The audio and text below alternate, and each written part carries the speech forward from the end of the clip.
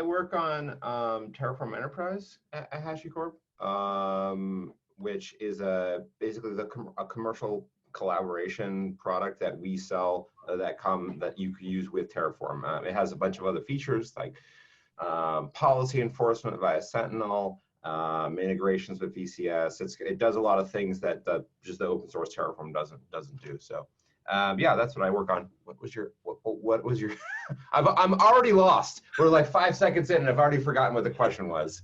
So Terraform, what is Yes. it?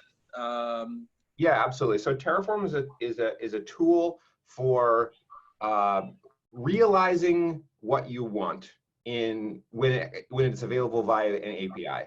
But that's really at its core. That's what it does.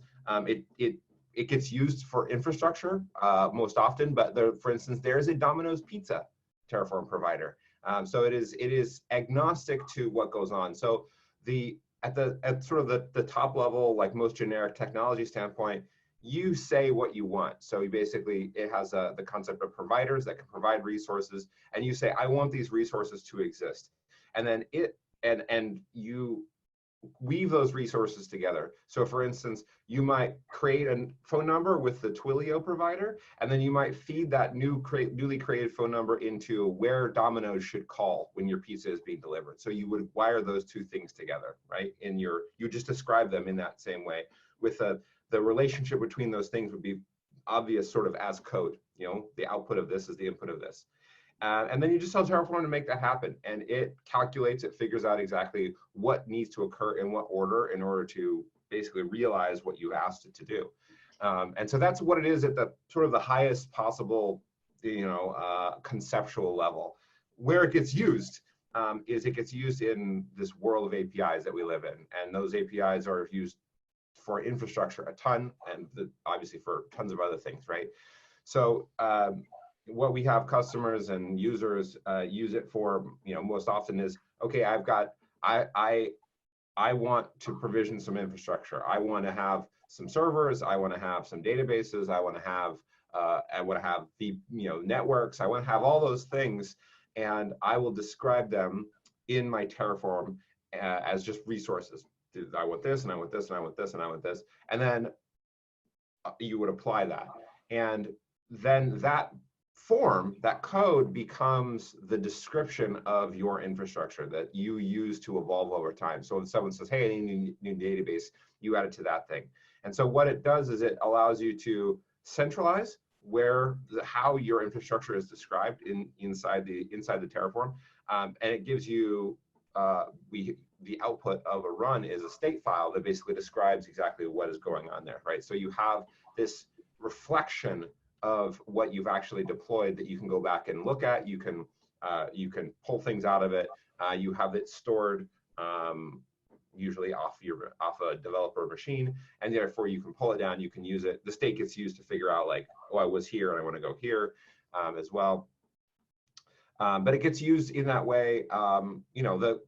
If you're familiar with CloudFormation in AWS, it is a sort of a competitor product, if you will, to that. But it is built as like I said, it's built as sort of a higher conceptual level thing rather than just the infrastructure. You can sort of build whatever you want with it. It seems like it's never early enough or soon enough to think about the instances you're deploying, the database you're using. And what I like about it is it's sort of a rerunnable script that as you're maybe prototyping and then moving to production and then moving to scale, you kind of have this Terraform, if I visualize it correctly, this Terraform code that I'm thinking of Puppet or any Chef sort of thing where you just basically, everyone knows how you are building the infrastructure for your app environment. One of the things we launched was a module registry, and we see people also using that sort of internally. So Terraform Enterprise has a private module registry, and the way that gets used is this idea of like, in the same way that another programming language has like, Ruby has gems and Node has NPM, and Go has a bunch of Git repositories for the most part, but But the idea is you have some kind of reusable thingamabob, whatever it is, and you can basically pull it in and then you can wire it into what you want to do. So the modules are meant to form that in Terraform. What we see users doing is having teams vet modules and then basically federate them out. So for instance, the security team, if you have a security team, the security team might be the ones that basically say like, here are all of the security groups that you should use if you deploy something inside AWS. And then you're like, you don't have to write those or know what those are. You can just basically pull in the security groups module that's maintained by your security team. And then you can just wire stuff up to them. You don't have to know how they work or anything like that. You can just be like, those are the canonical ones to go off and use. And that is a really common pattern that we see users do. Okay, so I love that. So for instance, if someone's, so at its basic level, if I'm like, I want to have a Kubernetes sandbox in which I want to build my app, I basically can just have a Terraform module, just someone built that, and then I can just reuse that. Exactly. Yeah. So you might have, like, let's say you support a team that has 20 different, like, oh, we're gonna deploy all these different Kubernetes clusters. You might have one team that goes off and is like, okay, cool, we're gonna write the module about how to launch one. And if you need to launch it, you can just basically pull it down. You can get the outputs from it if you need to, basically included in a larger Terraform module, or maybe you just want to apply it directly. Like, I don't really need to customize it. I just want it just the thing. So you can go off and just invoke it basically. And so I'm assuming CloudFormation is obviously AWS specific, and Terraform is cloud agnostic. Right. Yeah. It's worth, even though I work 100% with AWS at Mission, we are all in Terraform. Everything we do, infrastructure as code-wise, is Terraform. So there are reasons above and beyond the cloud agnostic angle, right? Terraform is just more powerful and more modular, and it's got a bigger community than CloudFormation does. Yeah, I always think it's funny, the very first the sales pitch for Terraform back many years ago now was this one little snippet, one page of code that was basically like starting a DigitalOcean droplet and then feeding the public IP address of the DigitalOcean droplet into a DN simple DNS record. Like that was sort of the pitch at the very beginning, was like, hey, look, it's agnostic to all of these different things. And what we have found is, as people's familiarity with it grows, oh, I'm going to use it for this thing, I'm going to use it for the cloud, for my cloud provider, or I'm going to use it for managing my DNS or whatever, that we've tried to make, for instance, the provider interface for like writing a provider easy enough. So like I know that we had a company outside recently, and there was discussion about some customers that were like, hey, we really want a Terraform provider that can go off and talk to Fastly, right? And so they wanted to be able to provision stuff on Fastly and basically talk to Fastly and do all that kind of stuff within their own frame. And they were successful. Like, they figured out how to do it. We asked them, they ended up presenting at a few HashiCorp events as well. But that is sort of that next level piece, that where you can basically say like, okay, I've got all these things, like where are the gaps in what it can do? And maybe I can use the things that are provided to fit into,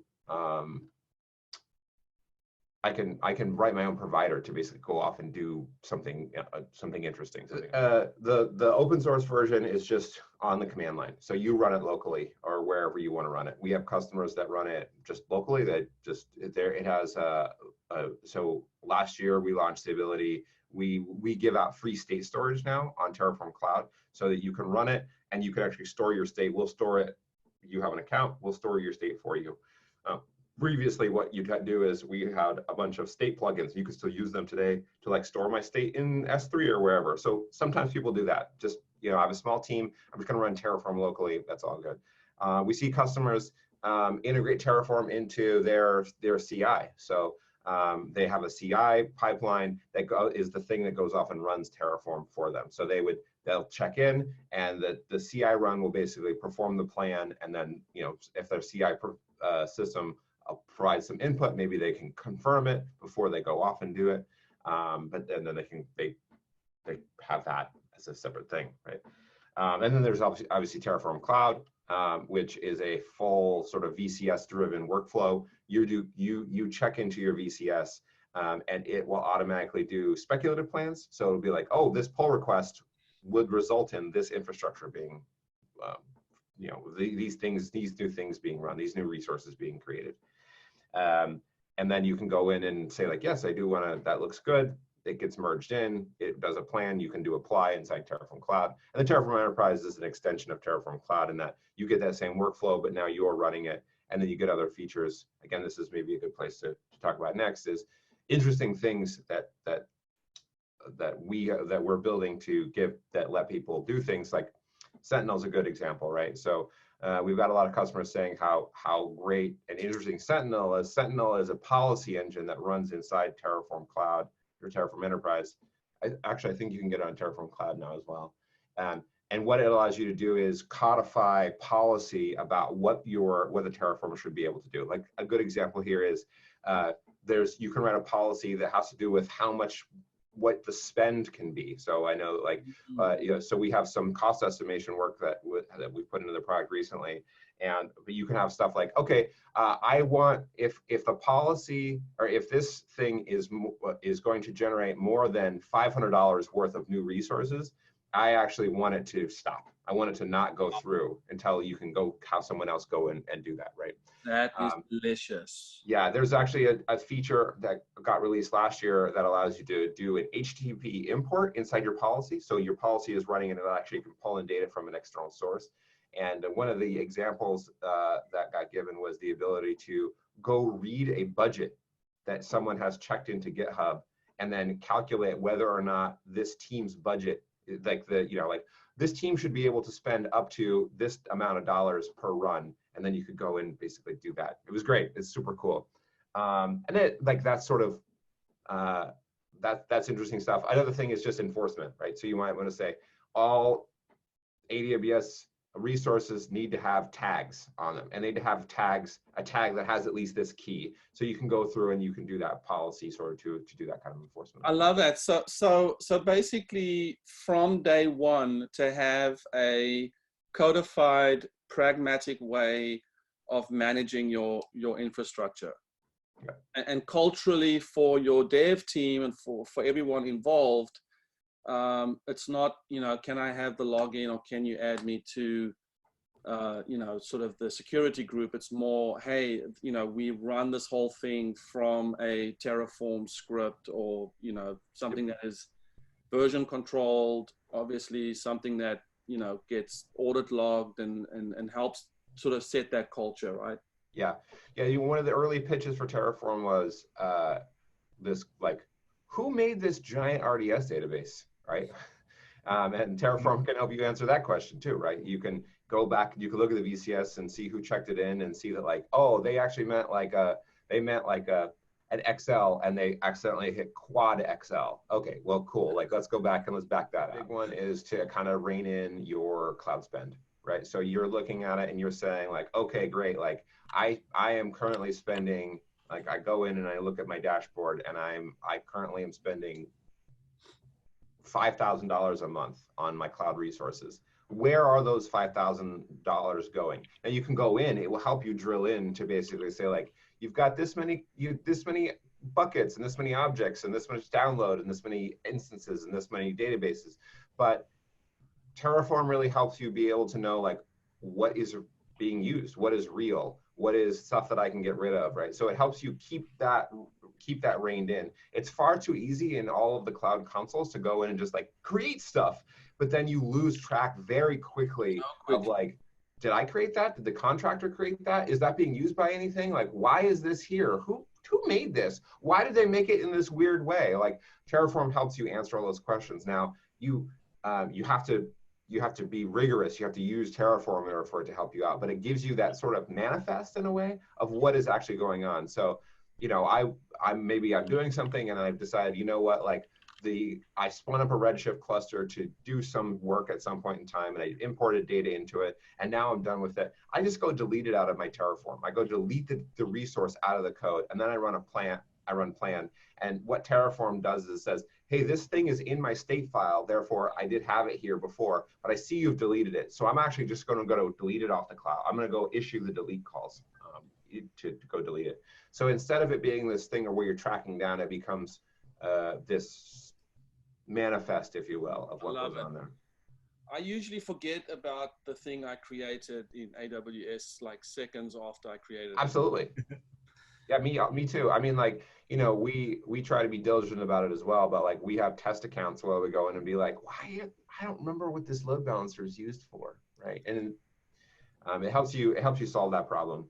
It's absolutely a godsend. So just for reference, we use it at Mission at scale with hundreds of AWS accounts. I'm talking hundreds of AWS accounts across over 100 customers, and we're managing their entire environments. And it's awesome to be able to say, this is the way we do X use case. And we use that template, and then we have little customizations around the edges that we can, and it's all version controlled, and we have everything going through GitLab pipelines. And so when an engineer who's working in a customer's environment wants to make a change to their environment, they make a change to the Terraform, they check it in on a branch, the CI kicks in, it runs the plan, shows you what the output's going to be. That goes to a person who should review it and understand this is what the execution is going to cause. They click approve the merge request, it goes into master, and then it gets deployed. It is fantastic. We've got full audits, full history. That review stage, Jonathan, is interesting to me because as I'm listening to accidentally executing scripts that accidentally a line got deleted or something, is that review step, is it a Terraform thing, or is it something, did you say it's outside of Terraform? That gets generated? The Terraform plan is what we use, which basically shows you what it's going to do, right? This is the consequences of applying this Terraform, change to your environment. And then we have that as part of our CI process. And it actually is a comment effectively on the merge request in GitLab that says, I have this branch, this feature branch where I'm making a change to production. And we run the CI, we test what it's going to do, and we output that in a comment on the merge request. And then when the appropriate person, from a governance perspective on our side, a senior engineer who's dedicated to that account, whatever happens to be, they look at the apply. And for example, we had an engineer just a couple weeks ago who made a mistake, and they pushed in a change to a feature branch, and it would have deleted an entire customer environment. And that was caught in the CI process and the review process, right? Because humans are humans, they're going to make mistakes, and that's why you have tests. That's why you have CI/CD. And of course, it's like no, do not do this, please. Go to the engineer and say, hey, did you test this locally with a plan first, right? Well, that's a whole heck of a lot better than just it having been deleted in the console, right? Then it's just gone. Right. Yeah. No console. Console bad. That's all I use. It's okay. I was very proud. I was very proud the other day when one of my developers asked for me to increase or change the instance type, and I was like, "Bro, let's point and click our way through this." Hey, gotta start somewhere. Thank you, Jonathan. The difference is, so cloud, you can get access to cloud with the credit card. It's a kind of a typical SaaS model, and as that's the idea for enterprise is sort of twofold. One, it's for people who have specific needs and specific governance issues. Like, oh, I'm going to be running my Terraform and I can't store any data outside of, my region or my data center or whatever it be, right? So that's one of the things so that's one of the things that enterprise provides. And another aspect to it is the way that you buy it is different. So like if you're using a very large team, it might make sense for you to be using enterprise rather than cloud for that particular reason. There are features that are specific to enterprise, but I feel like, and I'd have to go back and look because it changes often enough that I can't remember off the top of my head, that some features have been were enterprise only and have made their way back into cloud at various times. So for a while, that was one of it. One of them is like right now SAML. So if you want to do single sign-on into your actual cluster, you have to use enterprise for that. Those sorts of features, those sorts of things that provide for those customers that need them. Very good, Evan. Thank you. My pleasure.